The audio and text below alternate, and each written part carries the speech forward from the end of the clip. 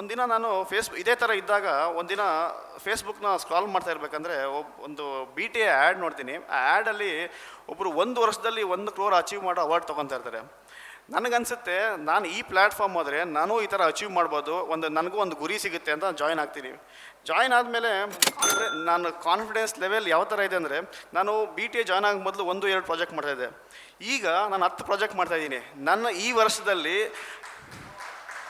ನನ್ನ ಟಾರ್ಗೆಟ್ ಈ ವರ್ಷದಲ್ಲಿ 50 ಮಿನಿಮಮ್ ಪ್ರಾಜೆಕ್ಟ್ ಮಾಡಬೇಕು ಅಂತ ಒಂದು ಟಾರ್ಗೆಟ್ ಇಟ್ಕೊಂಡಿದ್ದೀನಿ. ಅದನ್ನು ಅಚೀವ್ ಮಾಡೇ ಮಾಡ್ತೀನಿ ಅನ್ನೋ ಒಂದು ಕಾನ್ಫಿಡೆನ್ಸ್ ನನಗೆ ಬಿಲ್ಡ್ ಆಗಿದೆ. ಅದ್ರ ಜೊತೆಗೆ BTA ನಮ್ಮ ಕಮ್ಯುನಿಟಿ ಇದೆಯಲ್ಲ, ನಮ್ಮ ಕಮ್ಯುನಿಟಿ ಯಾವ ಥರ ಇದೆ ಅಂದರೆ, ನಮ್ಮ ಕಮ್ಯುನಿಟಿ ಫ್ರೆಂಡ್ಸ್ ಯಾವ ಥರ ಇದೆ ಅಂದರೆ, ನನಗೇನಾದರೂ ಸಣ್ಣ ಪ್ರಾಬ್ಲಮ್ ಆದರೂ ಒಂದು ಹೆಲ್ಪ್ ಬೇಕಾದರೂ ತಕ್ಷಣ ಒಂದು ಫೋನ್ ಮಾಡಿದ್ರೆ ನನಗೆಲ್ಲ ಹೆಲ್ಪ್ ಮಾಡೋ ಕಮ್ಯುನಿಟಿ ಇದೆ. ಸೊ ಇದಕ್ಕೆ ನಾನು ಥ್ಯಾಂಕ್ಸ್ ಟು BTA ಅಂತ ಹೇಳ್ತೀನಿ. ನೆಕ್ಸ್ಟ್ 25 ಇಯರ್ಸಲ್ಲಿ ನಾನು ಕನ್ಸ್ಟ್ರಕ್ಷನ್ ಬಿಸ್ನೆಸ್ ಬಿಟ್ಟು ಡಿಫ್ರೆಂಟ್ ಬಿಸ್ನೆಸ್ ವರ್ಟಿಕಲ್ ಮಾಡಿ ನನ್ನ ನೆಟ್ವರ್ತ್ 1000 crores ಅಚೀವ್ ಮಾಡಬೇಕು ಅಂತ ಒಂದು ಕನಸಿಟ್ಕೊಂಡಿದ್ದೀನಿ. ನಾನು ಅಚೀವ್ ಮಾಡೇ ಮಾಡ್ತೀನಿ ಅನ್ನೋದು ನನಗೆ ಒಂದು ಗುರಿಯಾಗಿದೆ.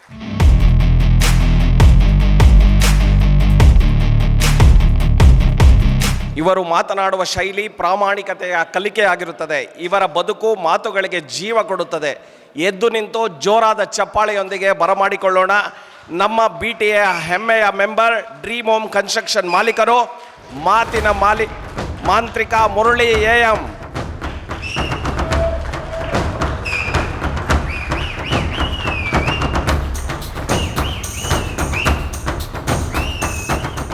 ನಾನು ಹುಟ್ಟಿದ್ದು ಬೆಳೆದಿದ್ದು ಒಂದು ಚಿಕ್ಕ ಹಳ್ಳಿಯಲ್ಲಿ.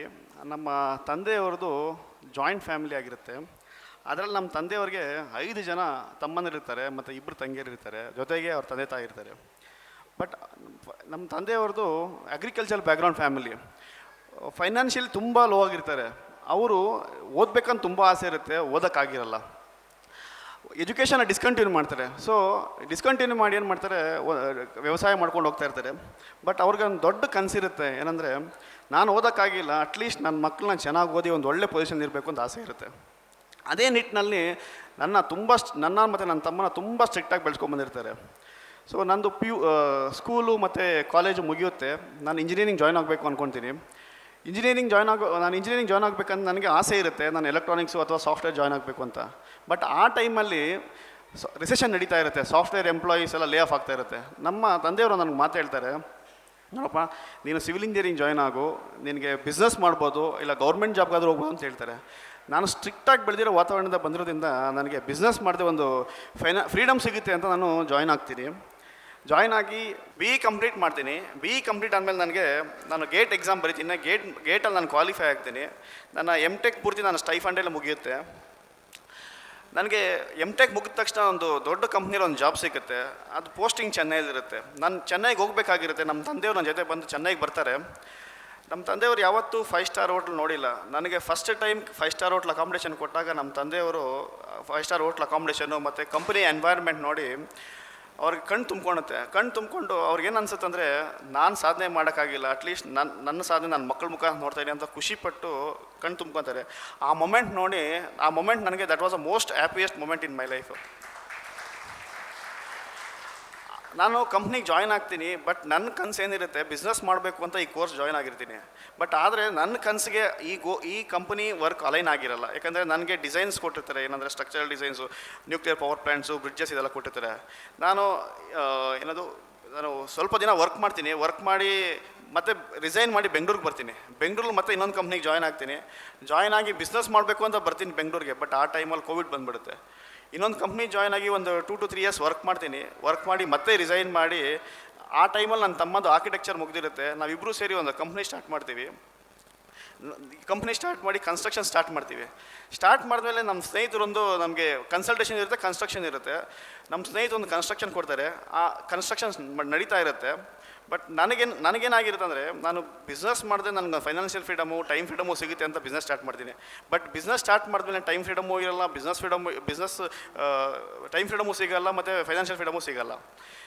ನಾನು ಒಂದು ನಿರ್ದಿಷ್ಟವಾದ ಗುರಿ ಇರಲ್ಲ.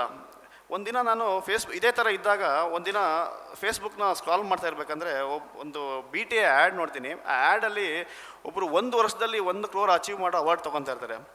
ನನಗನ್ಸುತ್ತೆ ನಾನು ಈ ಪ್ಲ್ಯಾಟ್ಫಾರ್ಮ್ ಹೋದರೆ ನಾನು ಈ ಥರ ಅಚೀವ್ ಮಾಡ್ಬೋದು, ನನಗೂ ಒಂದು ಗುರಿ ಸಿಗುತ್ತೆ ಅಂತ ಜಾಯ್ನ್ ಆಗ್ತೀನಿ. ಜಾಯ್ನ್ ಆದಮೇಲೆ ನೋಡಿ, ಇವಾಗ ನಾನು ಯಾವತ್ತೂ ಕ್ಯಾಮ್ರಾ ಫೇಸ್ ಮಾಡೋದಲ್ಲ, ಸ್ಟೇಜ್ ಮೇಲೆ ಬಂದವನಲ್ಲ. ಈ ಸ್ಟೇಜ್ ಮೇಲೆ ಬಂದು ನಿಂತ್ಕೊಂಡು ಮಾತಾಡೋಕ್ಕೆ ಕಾರಣ ಅನು ಮೇಡಮ್, ಸತ್ಯ ಸರ್. BTA ಪ್ಲ್ಯಾಟ್ಫಾರ್ಮಿಂದ ನಾನು ಹೆಮ್ಮೆಯಿಂದ ಹೇಳ್ತೀನಿ, ನನಗೆ ಈ ನಿಂತ್ಕೊಂಡು ಮಾತಾಡೋದು ಧೈರ್ಯ ತುಂಬಿದ್ದೆ ಅವರು.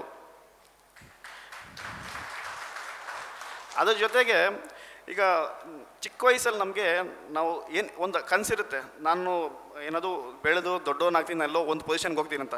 ಬಟ್ ಬೆಳೀತಾ ನಮ್ಮ ಎನ್ವೈರ್ಮೆಂಟು, ನಮ್ಮ ಸರೌಂಡಿಂಗ್ಸ್ ಏನಾಗುತ್ತೆ, ನಮ್ಮ ಆಸೆ, ಆಂಬಿಷನ್ಸ್ ಎಲ್ಲ ಸಪ್ರೆಸ್ ಆಗ್ತಾ ಬರುತ್ತೆ. ಬಟ್ ನನಗೆ ಅದೆಲ್ಲ BTA ಜಾಯ್ನ್ ಆದಮೇಲೆ ಮತ್ತೆ ಅದು ಚುಗ್ರೋಕ್ಕೆ ಶುರು ಆಯಿತು.